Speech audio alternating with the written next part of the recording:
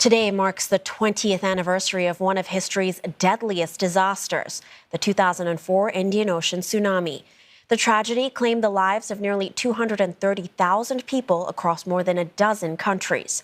Nations impacted have been commemorating the victims all week long, with beachside memorials, vigil prayers, and other religious ceremonies all across Asia. A 9.1 magnitude earthquake off the western coast of Indonesia triggered huge waves, more than 30 meters high.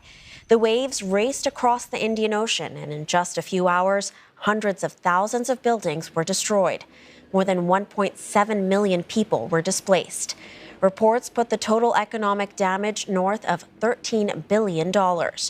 Experts say the lack of a warning system at the time of the earthquake had worsened the disaster's impact. Indonesia's Aceh province bore the brunt of the tsunami. More than 170,000 people were killed after massive waves slammed into coastal communities and swept away almost everything in its path. For more, Saifulbahri Ismail joins us live from Banda Aceh. Saiful, you're outside the Baiturrahman Grand Mosque, where a commemoration event is being held. How are the Achenese people remembering the victims of the tsunami? Well, you're actually now hearing sirens to mark the commemoration of the 20th anniversary of the Indian Ocean tsunami.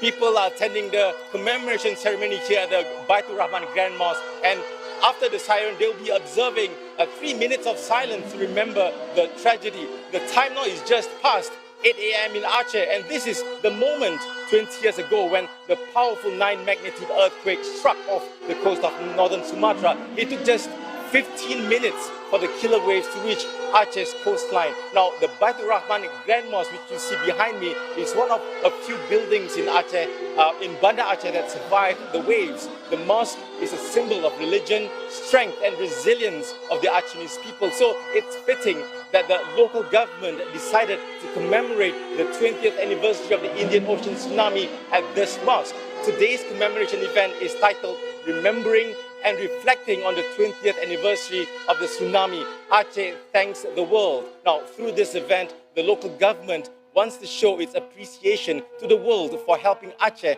recover after the tsunami. The waves of destruction from the tsunami had led to waves of compassion from donors all over the world to help survivors get back on their feet again. It's a reflection of the importance of international solidarity in dealing with natural disasters. It's also important to remember this tragedy, especially for the younger generations born after 2004. There are so many lessons learned, not only for countries affected by the tsunami, but also for populations around the world. However, challenges remain because it's difficult to discourage people from living near coastal areas. Studies have shown that coastal populations are expanding quickly around the world. People are drawn to coastal areas for many reasons. Coastal cities are often economic hubs, meaning job opportunities. So coastal areas are attractive, but there are risks living there, especially in places which are vulnerable to earthquakes.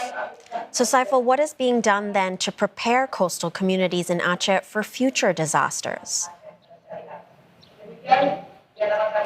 Well, one of the lessons learned from the 2004 tsunami was the lack of evacuation places near the coastline in Banda Aceh. The city's topography is mostly flat and hills are far away from the sea, making it difficult for residents to run and escape to higher grounds in the event of a tsunami. So after the tsunami, authorities constructed escape buildings with the help of foreign donors. Now, these 4-story buildings can accommodate more than 500 people and are strategically located about 1 kilometer from the coastline. Residents are urged to run to these escape buildings when the tsunami alert is triggered. However, questions remain on how effective these evacuation buildings are. Now, in 2012, there was an 8.6 magnitude earthquake near Aceh. There was no tsunami, but the event caused mass panic because people were scared with the 2004 tsunami still so fresh in their minds.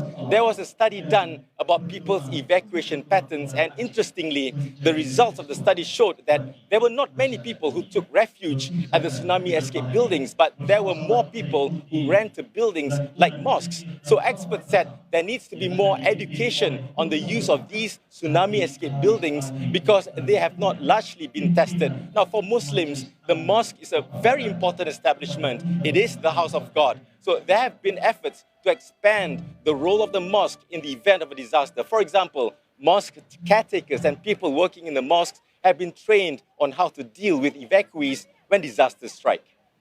Thank you, Saiful, for those updates. That was Saifulbahri Ismail reporting live from Banda Aceh in Indonesia.